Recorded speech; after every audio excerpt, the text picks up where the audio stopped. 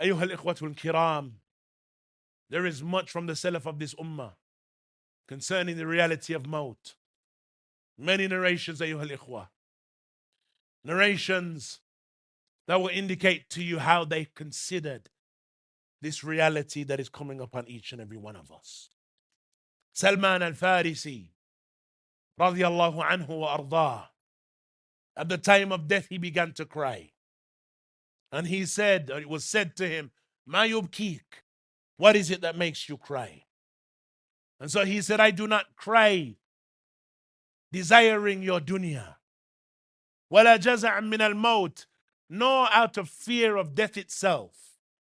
He said, walakin qillatu zad wa bu'd al-mafaz. He said, but I cry because of little provision for the journey and the great distance that I have to traverse across.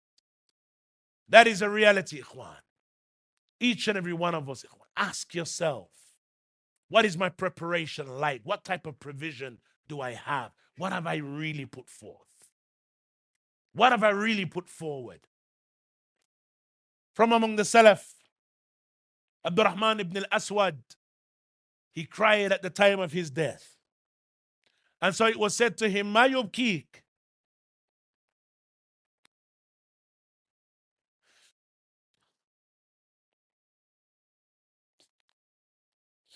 قال أسفا على الصوم والصلاة. He said, I cry, fearing and regretting the affair of fasting and praying that I could have carried out.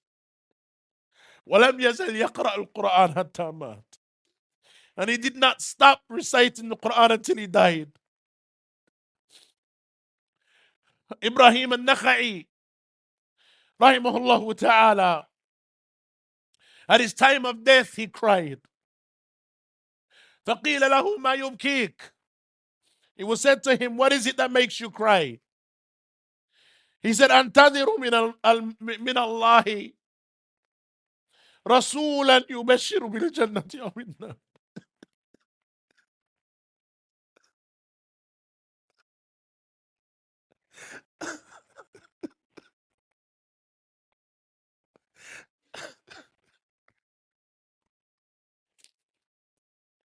He said that I'm waiting for a messenger from Allah that will inform me of either Jannah or the Nar. وقيل لسفيان بن عيينة.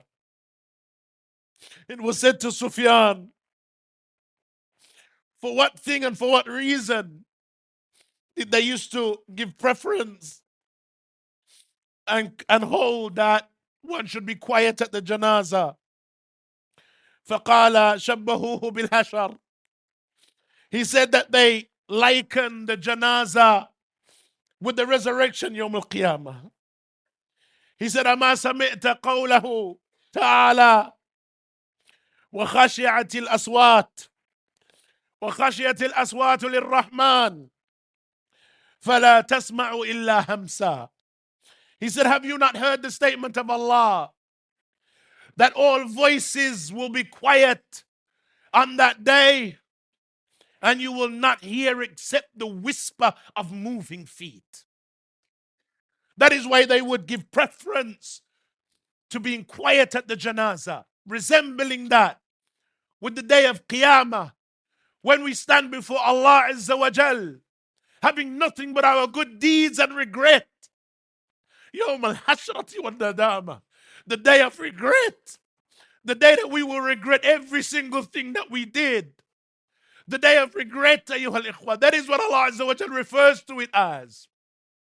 Umar radiallahu anhu, at his time of death, he had his head in the lap of his son Ibn Umar. And he said, put my head on the ground. And so Ibn Umar said, what does it matter to you where your head is, on my lap or on the ground? He said, place my head on the ground. فَوَيْلِي ummi إِن لَمْ يَغْفِرُ اللَّهَ لِي. He said, put my head on the ground because woe upon me and upon my mother if Allah Azza wa Jal does not forgive me. Woe upon me. The Salaf of this ummah, ayyuhal ikhwan, they understood this reality. And we need, wallahi, in 2025 to be reminded. Allah continues to give us life. We continue to exist. And therefore, ikhwan, do not let our days pass except that we've put something forward to the akhirah. Except that we've prepared for that standing and that day where we will not be able to return. There is no regret. Regret will not benefit us on that day. The day that Allah Azza wa Jal will command that our souls are removed and our bodies will be placed upon that janazah, and our families will will grieve for us for a period.